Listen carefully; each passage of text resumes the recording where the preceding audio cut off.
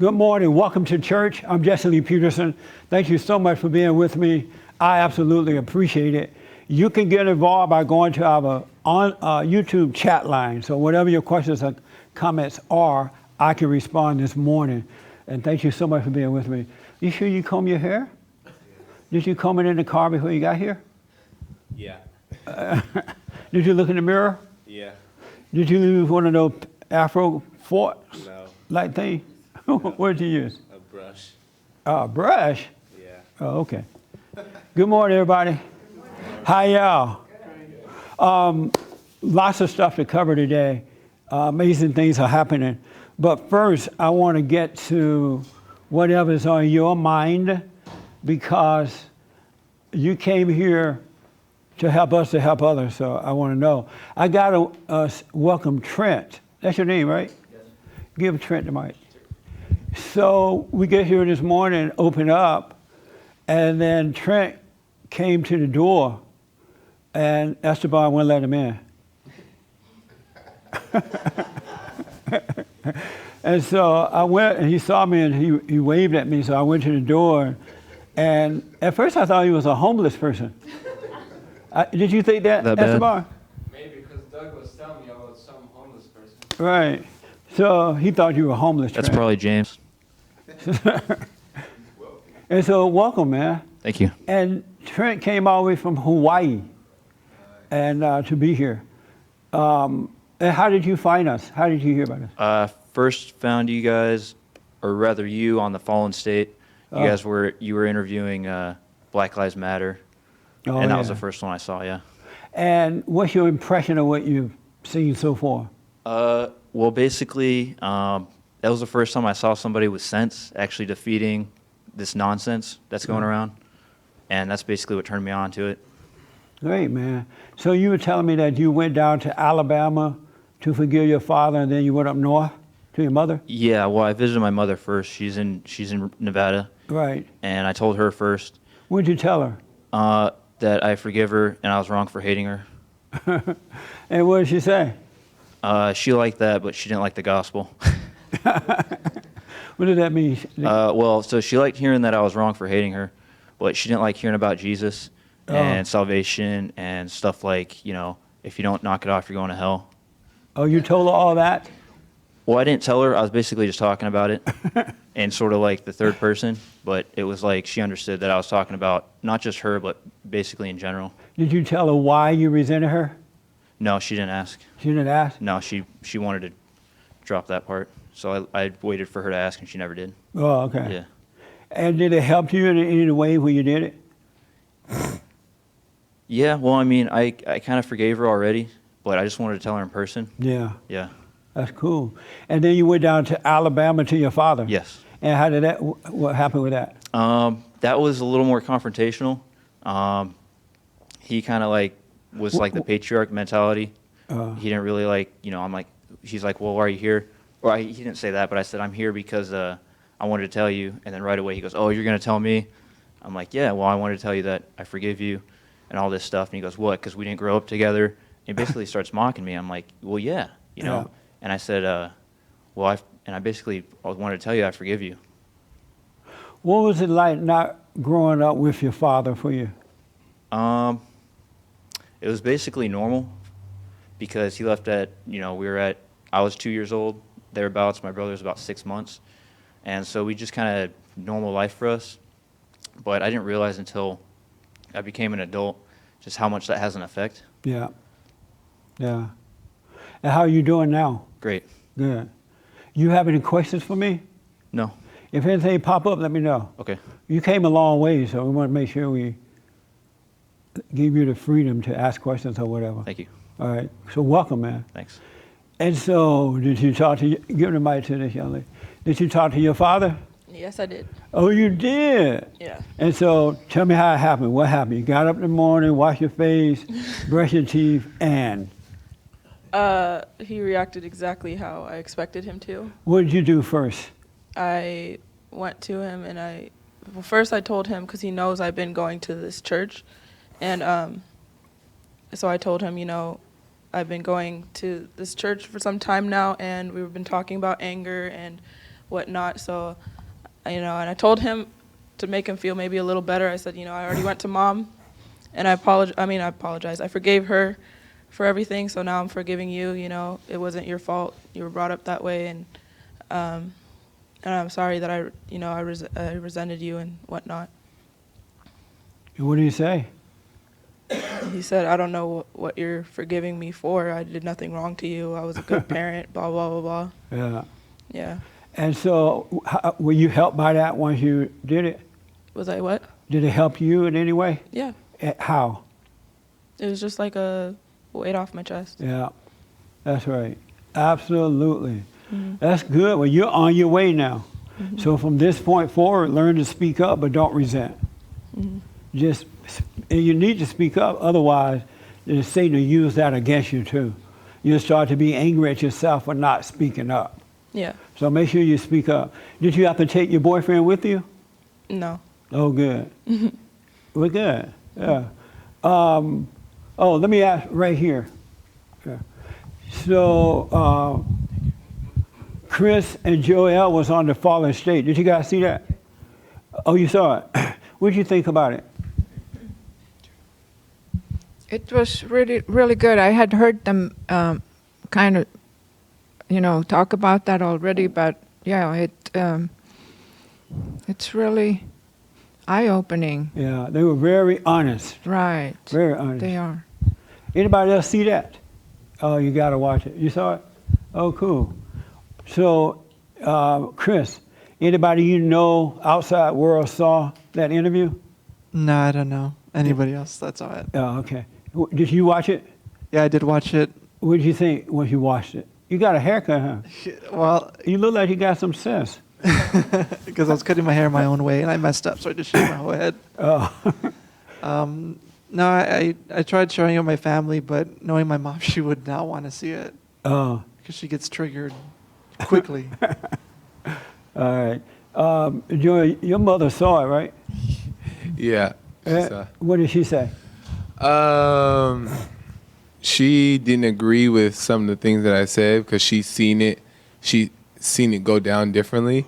But she approached me respectfully. She didn't get mad or anything. Yeah. She understood that's how I was feeling, but she just didn't agree with just 100% with everything. That's why it's so important to forgive, because a lot of time your parents don't realize what they're doing.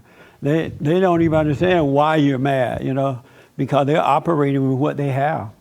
And what they receive from their parents is what they're giving back. And so they don't even know that it's wrong. And you spend a lifetime mad at someone who don't even know that they've offended you. Isn't that amazing? And how did you feel watching yourself? I just felt like I could have explained more, because when you go back and you watch it and you realize, I could have went more into depth with what I said so people can better understand. Right. But I think that I got to the meat of the point. Yeah. Both you guys are very honest. Good. And you dealt with your mother.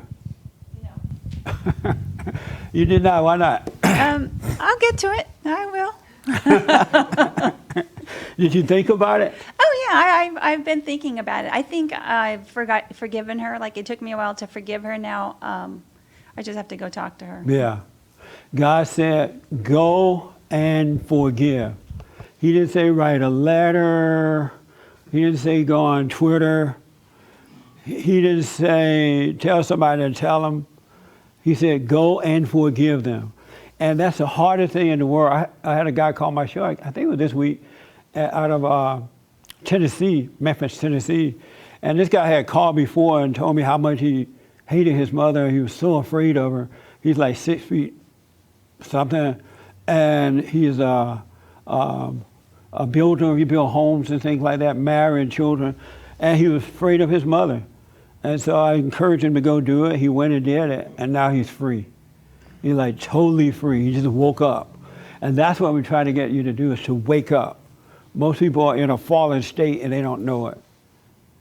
James and I was talking this morning about how Christians are in a fallen state and don't know that they're in a fallen state, because the preacher said, go down front and repeat Romans 10 or whatever chapter that says, if you confess Jesus with your mouth and believe in your heart you'll be saved. And everybody and their mama have done it, but nothing changed. And so they don't know that they're still in that fallen state. Yes, James. Online. Yeah, Lamb of God Rodrigo says, how can you resent the woman who gave you life and who fed you when you was a baby? How can you resent the woman who gave you life? Uh-huh. Well, she didn't give you life. What woman gave you life? God gave you life. Mother. What does he mean, the woman that gave you life? He's talking about the mother. Oh, I see. I gave you life and I'll take it away from you. Well, first of all, she did not give you life. And she had to feed you, otherwise you would die.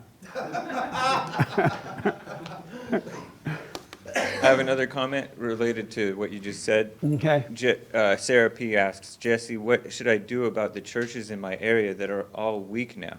It's so hard to listen to the priests talk only about mercy and not strength. Yeah. Don't go there. Come here. And if you can't come here, you have a better chance of staying home and finding God than you would in the average church today. You really, really do. Or you could question the preacher.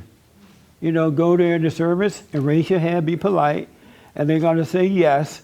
Then ask them, why aren't you dealing with reality? Ask them questions about your life. You know, you have to stand up and deal with it. Don't be afraid. Two more things. All right. Jeff is asking, is it okay to whoop your kids if it's out of love? I don't know if it's out of love. No. Because if it's out of love, that means you don't have love. No, from love. No. I mean, if you're talking about that emotional love, that's not love. And your kids are not going to like it because it's not love. Okay, last one. Devin from New York is saying that she recently was having a conversation with her dad that resulted in him cursing at her and referring to her as little girl. And that's something that he did since she was a kid. Right. It's always hurt her feelings, and it's a way to belittle her. She says she forgives him, but wishes he could see how much he is isolating himself and let anger go. Oh, so that's beautiful. If you have to go to your parents or anyone and you're going to forgive them, it's okay if they curse, yell, scream, accuse you, because that's on them. It has nothing to do with you. You're going there to forgive so you can be free from them and become yourself. So your father needed to act that way so he can see himself. That's fine. Don't take it personally. He may wake up later down the road. You know, so let him act that way. It's okay. People yell at me all the time. Call me all kind of names, but I feel nothing about it. So I got to go to Maryland. Maryland, you still want to talk, right? No, I don't. Oh, you don't want to deal with it? Oh, I knew you wouldn't want to deal with it today. So can I bring it up or no? No. Go to the mic. Yes, you can. Are you sure? Okay, no, I'm not sure. It was so good, though. And you're going to be able to help a lot of people. We had our women's forum on Thursday night, and it was so good. And Marilyn had something that she wanted to share, and she said that we can talk about it today, but you've changed your mind? Yes. And you don't want me to bring it up either? No. You do not want me to bring it up? You say you do not want me to bring it up? Okay. She does not want me to bring it up. All right, so you guys will never know. But if you change your mind, let me know. All right. Is it resolved with you? Huh? Is it resolved with you? Because actually, I think it's not going to be. It's not going to be answered. Like you're going to keep your same answer. So you're not going to answer me. I will answer you. If I wasn't going to answer you, I wouldn't take the risk of letting you do it in such a public way. Like I told you, if I can't take the heat, I should get out of the kitchen. You ever heard that before? Yeah, I have. But I want you to do it freely, not feel pressured to do it too. No, I'm not. I don't feel pressure. I just feel like it's going to be a waste of time, just like Thursday night. It's a But it waste of might not time. help you, but it may help other people. It's not about us all the time. It's about helping others too. But it's actually to help you, not. It's what you're saying. It's not what other people are saying. Right. Well, you may help me because somebody else may agree with you and they can have some input about it. Okay. But it's up to you. Okay. Now everybody wondering, what is it? What is it? Don't you guys wonder what is it? Yeah, what is it? Well, if you change your mind, let me know. Okay. Okay. Joel, you had a question about spanking. Oh yeah. I was just saying, if there was no emotion attached to it, there was no anger attached to it, is it okay to still beat them? Why you use the word beat? I made it dramatic. You told Harpo to beat me. No, just All to my life, I've been beat by men. discipline them. My brothers, my uncles. I ain't gonna take that no more. You know what movie that's from? The Color Purple. Oh, You always say. So, To discipline them without anger. if parents had love, real love, not the emotional love, rarely would they have to whoop the kids. Ah, Very rarely, because the love that's coming through them is the love of God, and that love will correct the kids anyway. ah. And Makes so sense. rarely would you have to spank kids. Did your mother whoop you? Uh-huh. She did. With what? Everything. Everything. Anything No, you she get had a her hands on? specific sandal that she never threw away.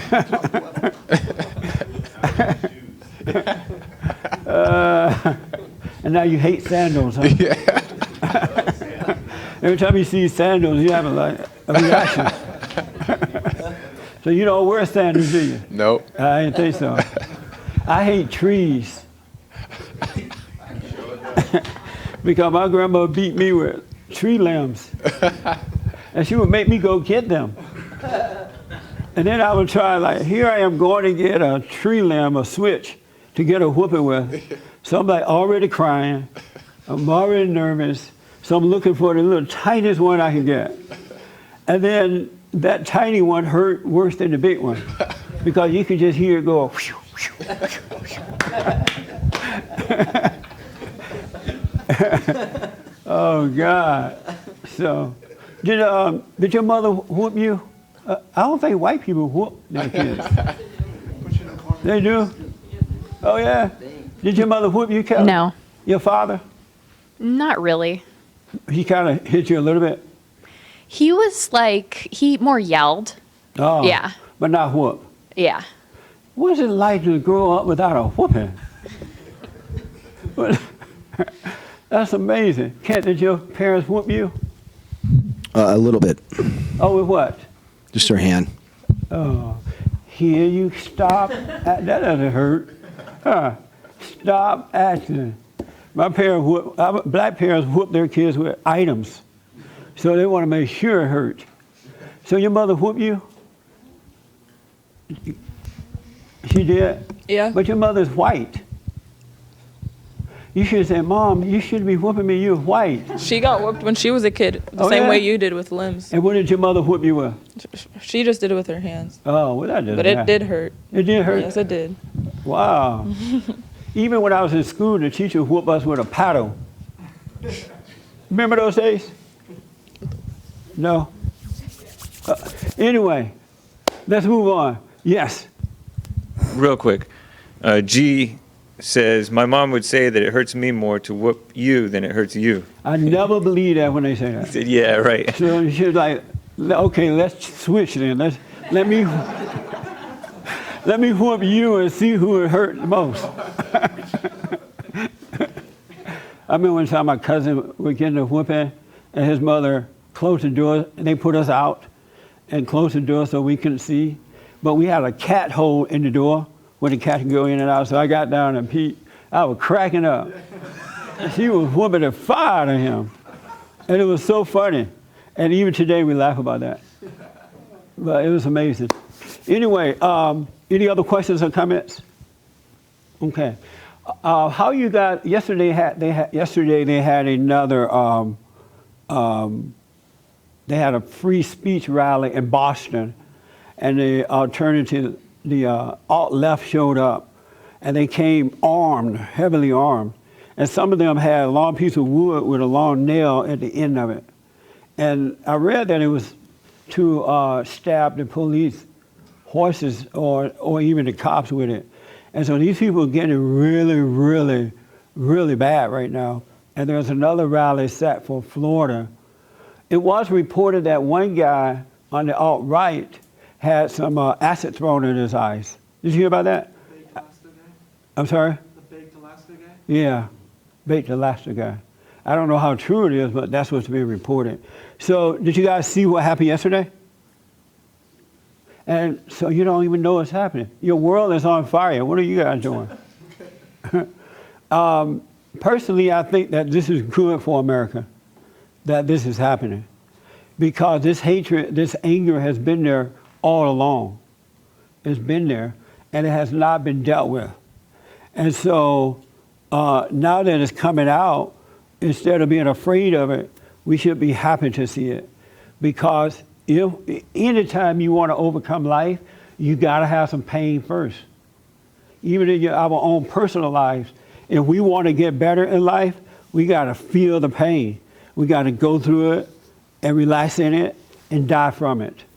And so that's what's happening today. In order to overcome this evil that's been a part of our country for so long, we got to deal with it. We got to let it happen. Now, the cops shouldn't allow them to destroy property and all that kind of stuff.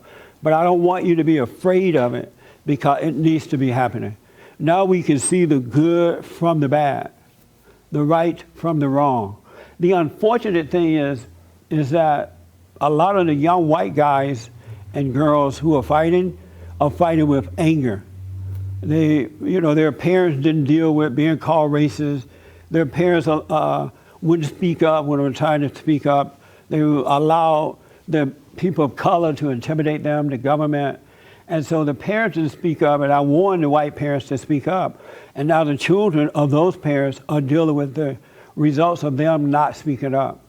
And it's not about color at all, even though we've been told it's about color. It's about good versus evil. And I'm telling the white young kids that if you fight this battle with anger and you're into your whiteness, because some of them are saying that they're into their whiteness, they want whiteness, you're going to end up in the same ditch that the blacks, the Hispanics, the liberal women, the what? Hawaiians. Yeah. You're going to end up in the same ditch because it's not about color at all. It's not about your whiteness. It's not about your blackness. It's about the soul returning to the fathers. And then I'm looking at these people all in masks, looking like the KKK in black. And when you see how they hide their faces and things like that. And I'm thinking, what does these people want? What do they think they're going to get by doing this? They're absolutely not going to get anything. They're going to end up in jail, end up with nothing, because they're fighting a battle in the wrong way. And what's happening on the outside with these people is what's going on in the within, because the conflict that we have, it starts within us first. If everybody got rid of their conflict, there would be peace on earth. And so the left is blaming the right, and the right is blaming the left, and then they're blaming the Jews. All victims blame somebody. It is so dumb to see the white people blaming the Jews. I'm like, haven't you seen what happened when the blacks blame the whites?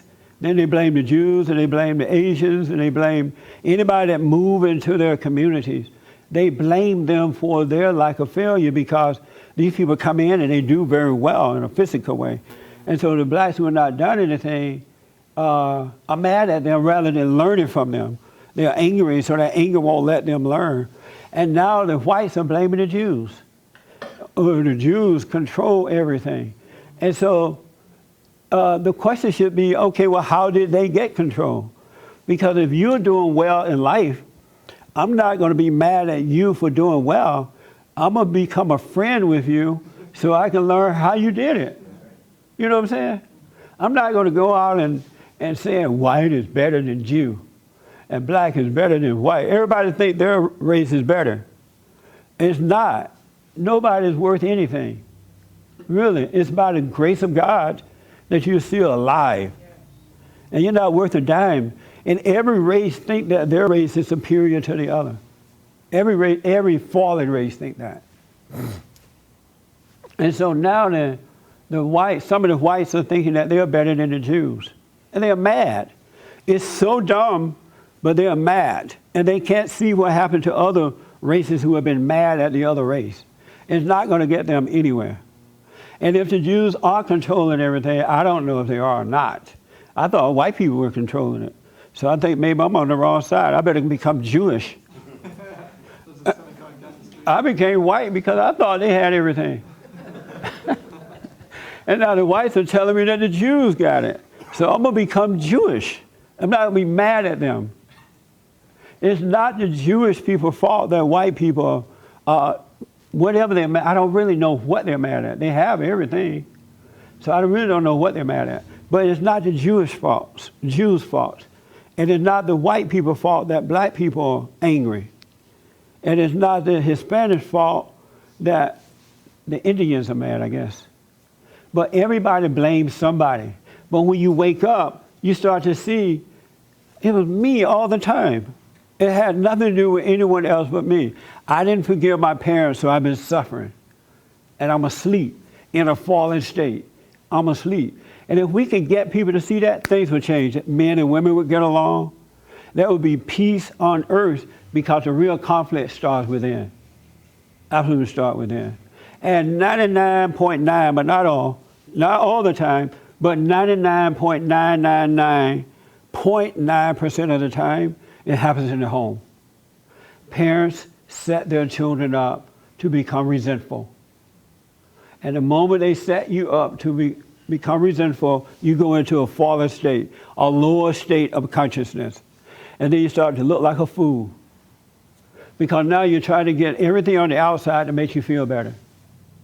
You know, make me feel good. Make me feel good. Act like I want you to act. Say what I want you to say. Do what I want you to do. If you don't, I don't like you. It's just insane. It's real insane. And then another thing I realized, the reason these people are on the street fighting, because the fathers have let them down in their homes. What you see on the street is the weakness of fathers. They have failed their children. Because if they had good, Christ-like fathers, they wouldn't be on the street fighting one another. Because they're fighting each other and they don't have anything to give to you. What do you want?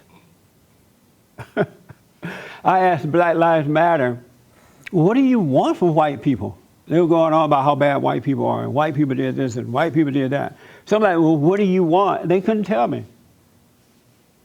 They absolutely couldn't, because they don't, it's crazy. And I want you to know this because you got to get past your anger so you can wake up and see what's going on. It's so amazing when you wake up. You got to wake up. Every angry person is in a fallen state. And they do crazy things. And Satan is their father. That's why you got to wake up. You must return to the Father. It's not about physical things at all. It's not about your fellow man. It's about you forgiving and waking up. Yes, James. Then I'll tell you. It's more than just the people that are into their race that are failing, because you look at the Rhino people, the Rhino Republicans, for example, who are not into the race thing, and there's a lot of us who are just not into the race thing. Right. Both the people who are into the race and the people who are not are thinking themselves better than the other. Yeah. And like even the normal good Christian people, so-called good Christian people, are blaming the politicians and blaming the media and not themselves for their weakness. Absolutely. The politicians are into power and wealth, so they keep the races fighting one another Because the only way they're going to maintain that power, they have to keep you in a fallen state. Because it's we the people, not we the government. And if you should ever wake up, it's over for them. So they have to keep you that way. It's like in a relationship, when someone wants to control you, they're constantly on you, keeping you angry or keeping you feeling good or keeping you angry. They got to keep you in that state in order to control you. Because if you should wake up, they cannot control you. It's amazing how that is. When you wake up, your whole reality is going to change. The way you see the world, the way you see people, the things that seem so important to you become unimportant. The struggle with life become easy. And everything will change. It really will.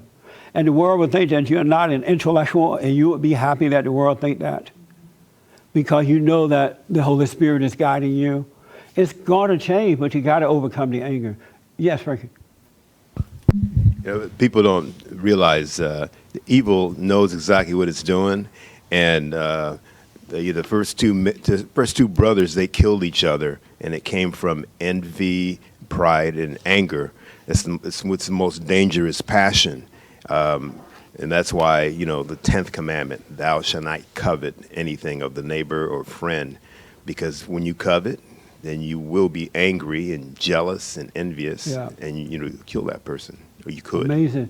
I got a call this week from a woman over in Europe, and so she called and she said to me that her brother had been watching my YouTube channel, and that he had forgiven their parents. And so he told her about it and gave her the prayer. So she went and forgave her mother. And she said right away she woke up. She could just see. And it was just so amazing, so amazing. She was going on about how she can see. And she said now she listened to all the YouTube things. She watched the Sunday service. She does the prayer all the time. And that she's waking up, and she's gone to many different churches, tried different religions, but the moment she sat down, she woke up. And that's what I want for you. The moment you wake up, life begins. You just grow, you start seeing things in a totally different way, and you won't realize you're growing. It's like a little kid, when a baby is born, you don't watch the baby grow, you just look around, the baby's getting taller and taller and growing. That's how it is for you in your spiritual self, because you are a spirit that lives in a physical. And that spirit is disconnected from the tree of life, which is the Father, where you have anger. But when you forgive and you connect back, then you start to live. And it's so amazing. And the world looks so crazy around you. But you have compassion for it because you realize they can't see. But you got to forgive. It's really amazing. And it's just that simple. I heard an interview where this woman's supposed to be like an expert. She goes around and give help to people, one of those self-help people. And the things that she was offering them were dumb. It was some of the dumbest thing you ever want to see. And these people pay buku money. I may start charging more. Because what happens with me, I get you to wake up. Well, I don't. I point the source. Then you don't need counselors anymore. So now I can't make any money. Well, these people charge buku money and keep you coming back for more and more. Whereas if you forgive, your life is over. You start to live. The old way has passed away and new things become new for you. What would she say? I don't know. We all are loved, and we just passionately love, just crazy stuff.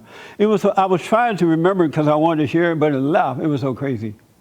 And then the interviewer was going, oh, that's so nice. That's so sweet. It was all dumb. But if you're in a fallen state, it sounds good because it feels good. That's why it sounds good. It makes you feel good. Let me just ask these two questions, then I'll take that. You've heard me say, and the Bible say, be still and know God, right? Anybody ever heard that? Be still and know God. Okay. And then we never did get this question and answer about those who have shall get more. Did we answer that? No. One lady said yes, and one man said no. Not on Sunday service. I'm sorry? Not on Sunday service. Did I answer on the radio? So I didn't answer. You said I did answer. I can't hear you. Uh-huh. I meant that that we asked that you asked that, but we never did discuss it. So those who have a lot shall get more, and those who have a little shall lose what you have. And that's so amazing. And then you've heard me say, be still and know, right? So just in a minute. So you have at least 2 weeks now to think about those who have a lot and those who have a little, right? So I'm going to come to you in a minute for that. Yes, James. Okay, these are related to what you were talking about with this needs to happen, this anger that's playing out. Yes. Janan Ledoux says, if this needs to happen, what is the result if it totally gets out of control? Do you want to live under martial law? Well, if the police don't stop these people, we will end up with a law like that. But it won't affect the children of God. That's why I want the whites to stop being mad, because one of the reasons that they're allowing the police to attack the right is that they want you to be angry. They want you fighting back. And then they're going to say, see, I told you white people were still racist. I told you white people hate, even though there are a truckload of whites on the left, right? I told you white people hated blacks and Hispanics. Then they're going to pass those laws, and that's when trouble will come. But if we stand up to these people without the anger, then they can't pass the laws, because they cannot accuse the people on the right. They can accuse you, but they won't find you guilty of anything. They won't. And that's why I'm really hoping that these white folks drop this anger. But I knew it would happen because the parents didn't stand up. And now these young white people are being just accused and picked on and beat up and raped and robbed. And Black Lives Matter at some university wanted a black-only day, meaning that no white people can even go to school. So let me into your white school, and then I'm going to force a black day. Isn't that crazy? But the parents didn't stand up, and now the kids are suffering for it. Yes, sir. Okay, so G is asking about anger. Yeah. He says, so if my house is messy and I'm lazy, is it because of the conflict I have inside as well? Well, since he is a man, maybe not. He should hire a maid. Because men don't like this clean. Kind of fun. It's kind of fun? You like cleaning? Yeah, it helps me relax. Oh, helps you relax. You sound like your mother. He's like, it's kind of fun. Help me relax. I have never had fun cleaning. Once you look at it, it feels nice that you did it. Yeah. But to even think about it made me mad. No, it doesn't make me mad. But what do you like about cleaning? Well, because I live with my younger brother, my older brother, and they don't clean, so I figure I have to do it. Oh. Because my mom's always stressed, she's working, so I might as well do it by time. I don't mind. And you clean up for your brothers too? Sometimes I don't, but then nowadays I just do it because they're just going to make it look all trashy and dirty. Right. Well, I'm glad that you like doing it, but I don't like it. Oh, no, once I get married, the woman's going to do it. Oh. I'm not going to do it. Well, she just heard you say it, so you're never getting married. My grandmother taught us to clean and cook and all that, and as soon as I left home, I forgot. I stopped doing it. I pretended to like it growing up because I had to do it, but as soon as I left home, I stopped doing it. It's just not my thing. But there's nothing wrong, guys, if you do it. You're not like a girl or anything. You should have a clean place. I saw your hand right here. Can you get specific on how white people should react without anger but still standing up for themselves when our people are trying to be destroyed and they're trying to genocide an entire race, or as people feel? Okay. Through forced immigration. All right. What does the word genocide mean? Because I'm hearing that word a lot. Let me ask James. Go ahead. It means to basically like wipe out and diminish any particular race. And so white people think that they're trying to wipe them out, get rid of them where there's no more whiteness. Yeah, a lot of white people consider it genocide that they're becoming a minority in their own country, and through all the brainwashing, whatever's happened to white people, they're not having babies, and in addition to that, they're bringing in all these immigrants. And So so they're white making people are whites not having a lot of children anymore. Maybe they have 2 and think that's cute, right? Right, While at the most. Mexicans and the blacks are just popping them out. Yeah, whites are a Especially declining Mexicans. population. And so it's the white fault then. If they have babies, they can't be genocide, right? Correct. And so to answer your question, the way to overcome that, you got to overcome that anger within yourself. That's the only way it's going to happen. Once you drop the anger that starts in the home, then God will make you free and He'll allow you to see how to fight this battle. But if you fight it with anger, you're not going to see what you're doing. You're just not going to see it. And then you're going to find a truckload of people who validate you, your anger. You guys are going to give each other the high five. Yeah, it's the Jew. It's the blacks. It's the Mexicans. They want to genocide us. All angry people get together and validate one another because they can't stand alone. But it is okay to fight back, just do it in a certain way that's not with anger? Right, without anger. Do you have anger? No, I just know a lot of white people do. Yeah. I think I'm pretty good at not having anger about it. I find it interesting, but a lot of white people are angry because, by the way, genocide, by the UN definition, is demographic displacement.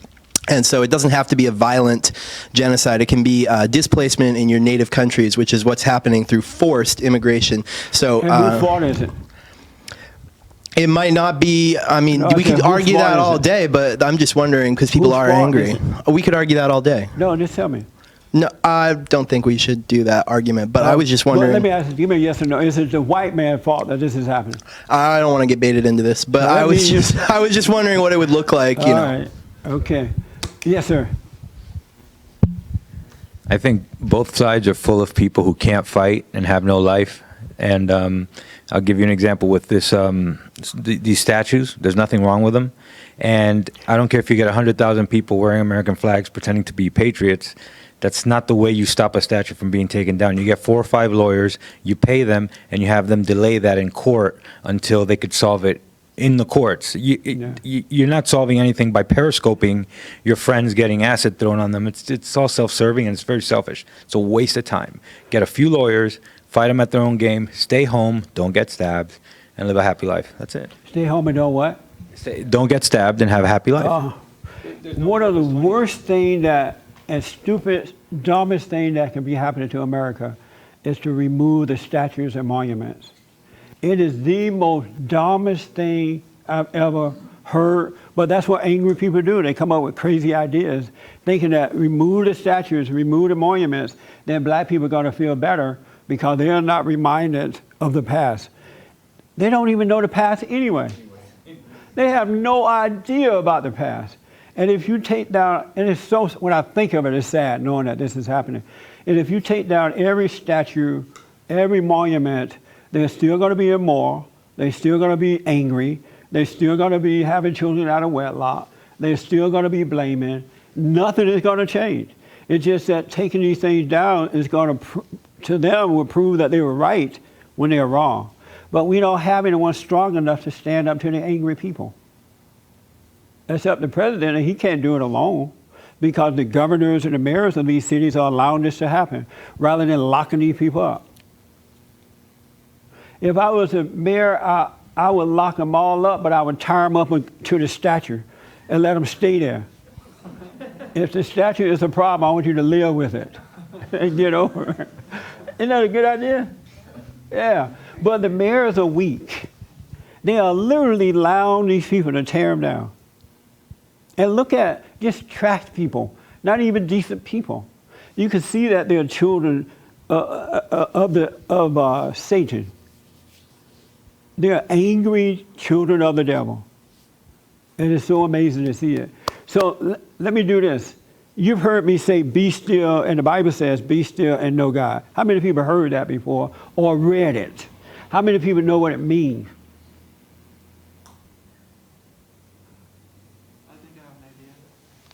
So we have 3 that's for sure, and one with an idea. I'm going to come to you second for the idea. Let me go way over here for the one that knows what it means. No, in the back. You didn't raise your hand. I did. Oh, you did? Oh, I didn't see it. Yes. What does it mean to be still? First of all, do you do it? Not as much as I should, honestly. Lord have mercy. I'm just being honest. Why not? Honestly, I don't mean honestly, but I don't know why, I don't get, and I'm not yelling at you because you're not the only one. I don't get how someone can say, hey, this is how you return to the Father. And then you do it and it works and then you stop. I don't get that. I wouldn't even take the risk of not praying or being still. And I would not, I don't even know why I would want to. There's nothing attractive enough to take me away from prayer. It really isn't. But anyway, so you don't know why you just don't do it? No, I just said I don't do it all the time. And why not? Because God said do it without ceasing. That means always. I know. Okay. There's no excuse for it. Okay. I'm just being honest. All right, I appreciate that. So what does it mean and how do you do it? I'm alone in my own prayer closet. I sit still and commune with God, one-on-one. And how do you commune with him? I pray and ask for guidance. And you ask with words? You mean like, Lord, guide me and stuff? Not with words. Oh, okay. Not with words. I And don't so for talk you, through my be prayer. still and know means to sit still. I mean, go in your prayer closet, ask for guidance. Right, and Okay. literally just to be still. And for a long time, that was something difficult for me to do. And why? I don't really know why. It just was. But once I did it, I started to do it more. Yeah. The reason that it was hard to sit still because the ego cannot handle stillness. Okay. That thing that's made a home in you, that's not you, cannot handle stillness. And so that's why. And so when you sit still, it starts feeling the pain of it. It starts talking to you. You're popping gum in church and you groan. I literally hear you popping gum. Do you realize that? I do now. You didn't know you were popping it? I realize you hear it now. That's amazing, man. Don't be popping gum. I can leave if you want me to. No, just don't pop the gum. The ego cannot handle sitting still because that's that spirit that's made a home in you, and that spirit is the nature of your father, the devil. So when you sit still, the light is shining on it, on the darkness, and it is darkness, and it's killing it, and it doesn't want to die. So you feel it inside your physical body, and you think that it's you that is dying. You think it's you that's feeling the pain. You think that, oh my God, I can't do this. I can't sit here. But if you sit through it and just take the pain of it, it's amazing. It will die. Then you start to realize it really wasn't you. But most people can't sit through the pain. That's But exactly what it that's why felt a lot like. of people don't do it a lot. I think so, because that's what it felt like from time to time. Yeah. And you just don't want to go back and revisit it, but you know you should go back and revisit Yes, it. that's right. And if you ever make up your mind that you're going to die, you have once to die and once to live. If you ever die from that, and make up your mind you're ready to die from that spirit, it's going to blow your mind. Okay. It really, really will. But you must die. You got to give up something in order to receive. You know, Paul said, the things I want to do, I don't. Things I don't want to do, I do. So he realized it wasn't him. It was that thing that made a home in him.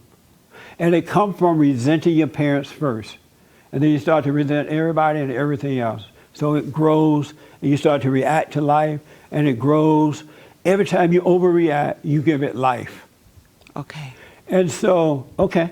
And you say you partially know how it went. I already came to understand. Oh, what did you come to?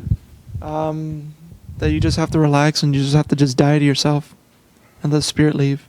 And that's what it means to be still and know. Also to connect with God and just to trust in Him and not worry about anything that you can't control. Okay. Right here. This is why you got to pray. I'm telling you, you got to be still. Yes. What it means is to let the truth and reality, like the reality of yourself, the reality of the world, and the reality of God, catch up with you, so that you can just become better. And how you do it is you just have to, it's self-evident, but only if you really want it. If you really want the truth, if you really want to know God, then you'll know how to do it. Okay. You'll be able to do And it. do you do it Yes. all the time? Meaning morning and night at least? Yeah. Oh, okay. Ken, what does it mean to be still and know God? How do you do it? Being still and knowing God is coming out of your thoughts into the present moment. And how do you do it? How do you be still and know? Right. Well, first off, you have to be quiet in a place where you have an opportunity to let things catch up with you. And as you begin to become aware of your thoughts, you come out of those thoughts because you see them and you begin to be in the present moment. Are you doing the prayer? Yep. Every day? Yep. Okay. At night? Yep. At night? Yep. At night? No, okay. Do you do the prayer? Yes. What island you live on? I live on the Big Island. Oh, It's just called Hawaii. Oh, it's called Hawaii. Do you do the prayer? Yes. And what do you think about it? The actual sitting down and doing it is really good, especially when you start the day, and Yeah. the last thing you do also is nice. I don't do it every day. Why not? I don't know. But I do it throughout the day. For instance, I notice when something's coming up, I'll start to have all sorts of thoughts and, all kinds of just thoughts. And really, I just have to let them go. And for me, what it's like, it's sort of like an unsettling in my stomach. And sometimes I'll start to shiver. Yeah. My armpits will start to sweat. And literally, I just sit in it. I just sit in it and wait for it to pass because there's nothing I can do. Sit in it. Don't run from it. Don't drink any alcohol. Don't use drugs. Don't have sex. Don't call mama. Don't call your friends. Sit in it and die through it. You got to face it. You got to face it. Don't use anything to keep you away from it. Does that make sense? Have you been doing the prayer since? And any questions about it? No, I enjoy it. I do it twice a day in the morning and then at night. Is it helping? Yeah, it does. In what way?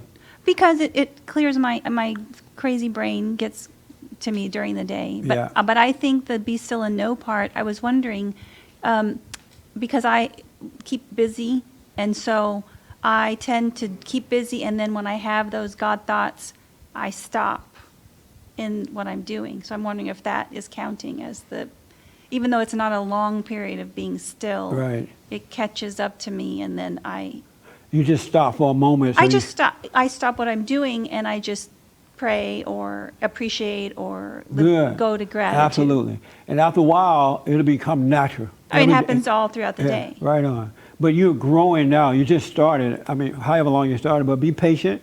And after a while, you'll be aware naturally. It's going to almost be unusual to go into the darkness. This way it's going to become the right way because you're going back to the way you were prior to the trauma. All right? And so be still and know is when you can sit still without an opinion about what you see. You just become the observer without an opinion. And you're going to grow to that. Because for a while you will have, your mind going to be telling you this is good, this is evil, this is bad, oh, you can't do it. Oh, you're thinking about ice cream and the last party and all that stuff, right? So you kind of got to be having a little opinion about it. But if you stay with it, eventually you'll sit still and you'll see without an opinion. Then you'll know God. And you're going to grow into it. I don't know if anyone started out without that, but you grow into it. And that's why I want you to stay with the prayer. Because it's just, when you wake up, it's just the beginning of the growth. There's so much more that start to happen in your life if you stay with the prayer and keep your eyes on yourself. It's never about anyone else. Never, ever, ever about anyone else. All right? Let me take here first. Yes. Jiraj Vinsky is asking, Jesse, I'm doing a silent prayer, but I don't exactly understand the part where I need to look at my thoughts with my mind's eyes. Can you explain it more? What is mind's eyes? So when you sit still, you're going to close your eyes. You're going to just relax and let go. And then you just become aware of this area. Because what God does, he brings you out of it. And then you start seeing these thoughts going by, like watching a movie. And you just, right before your forehead there. Just sit there and just relax and watch the thoughts. And sometimes when you're watching those thoughts, because they know you're watching, you won't have any. But it's not like you're trying to control them. It's just that you can see them. And the light is shining on the darkness, so the darkness won't come. But just sitting still and watching whatever thoughts are going by without an opinion of them at all. Really, it seems like you're just here when you grow and the thoughts are here. And you see that you're not them, you're no longer part of them, and it's so amazing. But just watch whatever thoughts are going by right in the center of your forehead. Yes, Joel. Just going off what you say right now, it is important to kind of see I didn't realize how important it is to actually look at your forehead. The reason why is because when you don't, it's much easier to drift off into your imagination. But if you do have something to focus on, and like you're literally, because at first I was kind of like, look at the forehead, that seems kind of weird. But when you actually do, you're focusing on that, and then you're not. If you don't, you kind of just go left and right with your thoughts. Yeah. But that's not my main thing. My main thing is you kind of have to want to do it, though, right? Kind of like what Kelly said. You kind of have to want to do it in order to see it, because if you're just going through the motions, then you're still going to miss it. Right? You have to be fed up with suffering. You have to realize, you know what, of myself, I can do nothing. You see, everything that you try is not working. It's just absolutely not working. Doesn't matter how much education you have, how much money you have, where you live or don't live, where you go or don't go. You start, I'm not done with it. You start to realize, you know what, because with me, I was tired of suffering.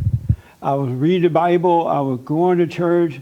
I used to do that thing, the pray in the tongue, because the preacher said do it, and they teach you how to do it. I used to get up in the morning and do that. Nothing was working. And I was having this conflict, fear and doubt and all that stuff. And I was just fed up with it. So I just said, you know what, God, let me see what's wrong with me. Let me see. And he allowed me to see. And so that's what's going to happen.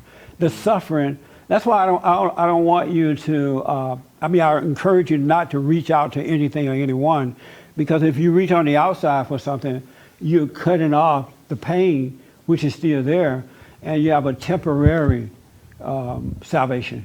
Okay. You have to really let yourself suffer and stop partying so much and staying up all night, because that's a part of escaping the pain.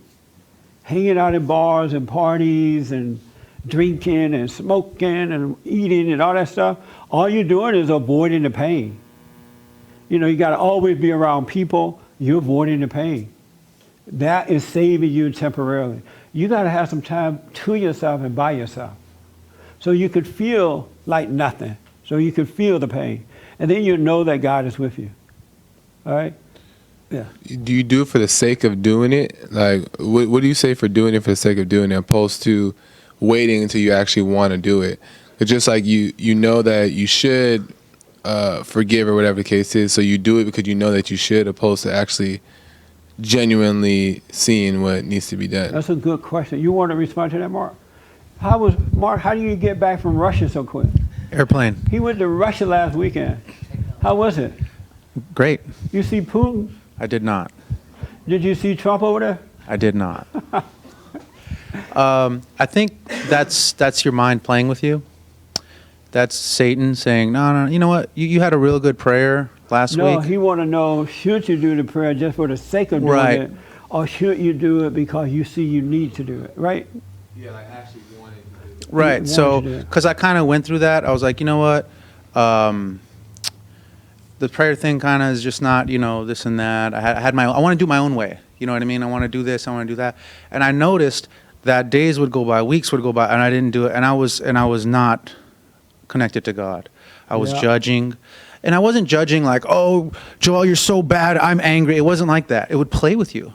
You know what I mean? Be like, no, you're not judging, but he shouldn't be doing that. You know what I mean? So it'll creep on you, and you really don't have any control of those thoughts, and they will control you. So what my experience was it's like waking up and making your bed. It's just like, don't even question it. Yeah. You know what I mean? Don't question it. Sometimes you have a lot of things to do, and you have little sleep. 15 minutes is nothing. You know what I mean? It's nothing. So when I found to just do it, to commit to it, I would find things revealed to me. I would have prayer was just, I can't imagine not doing it. Yeah. And it just kind of really keeps you on track as far as thoughts and like what you want to be doing. Because I'm doing things that I never would have planned before consciously, you know? So the thing about it too, Satan makes you think you don't have time to do it. He'll tell you don't have time. And because you don't know for sure that that's his voice, you tend to listen to him. You have more time than what you think. And look at the stuff you do anyway, it's dumb stuff. Don't you like just do dumb stuff? You know, you make a phone call that you didn't really have to make. You drive down the road where you really could have stayed home. You get on your computer, spend hours, and at the end of those hours, nothing. You know, you're really doing stuff that is a way. You go to a party, at the end of the party, you wonder, why did I just stay home? You know what I'm saying? And so Satan got your mind going, making you think you need to be doing all these things. You really have more time than you think you have. It's just that Satan got you think you don't have time. And people love to say, oh, I'm so busy. They're just so busy. Well, why you didn't call? I was just so busy. And they just feel so good saying, I'm so busy. Watch them. The next time you talk to somebody, they say, I'm busy. Watch how they look when they say they're busy. So it feels important. You got things to do. And then if you're not secure within yourself, you think, wow, I'm not that busy. I'm not going to make it in life. But ego is something else. It loves to be busy. It loves to feel important. It loves to hate the fellow man. It loves to feel better than the other person, superior to the other person. It loves to just be messy. Anything to keep you away from knowing your Father or returning to God. But you really have more time than what you think you have. And then you start saving money, not wasting your money. Everything would change. But you really do have more time than what you think. All right? Let me end this and then I'll come to you guys. So next week, if the Lord is, ask James, can I have 1 minute? Because I want one person to respond to what it means to, I have a friend, by the way, have a lot and get more, and those who have a little bit lose it. Anybody know what that means? You had a week to think about it. Only 2 people? I can't let you 2 tell me because you guys are holy. You know what I mean? Okay, right here. You don't know what it means?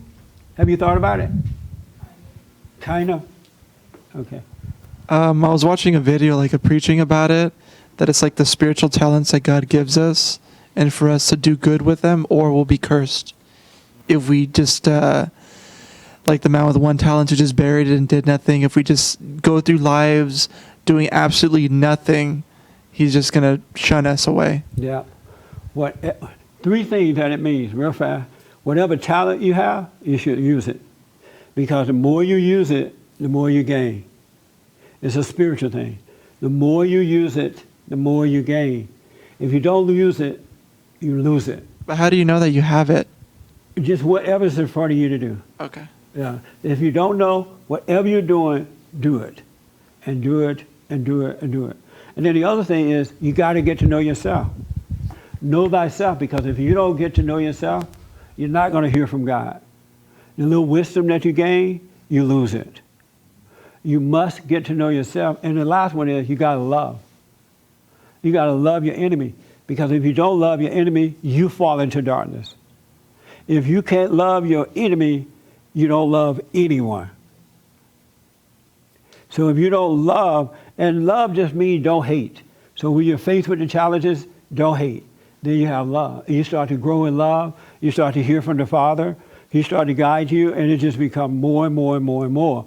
But if you don't love, you start to lose it. And after a while, you just become empty. No wisdom, no insight, no anything. All right? So whatever talent you have, use it. And then know yourself and love.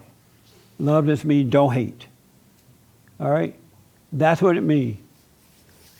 Thank you so much for tuning in, folks. I do appreciate it. And I appreciate your questions and comments. What, James? You want me out here? No, I don't need you now.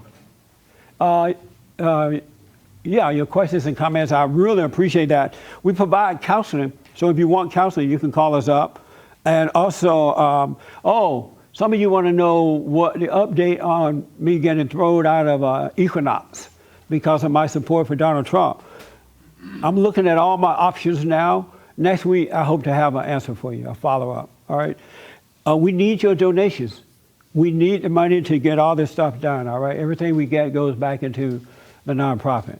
So tune into the radio show. We're on Newsmax TV 5 days a week, Monday through Friday, Newsmax. So go to jlptalk.com.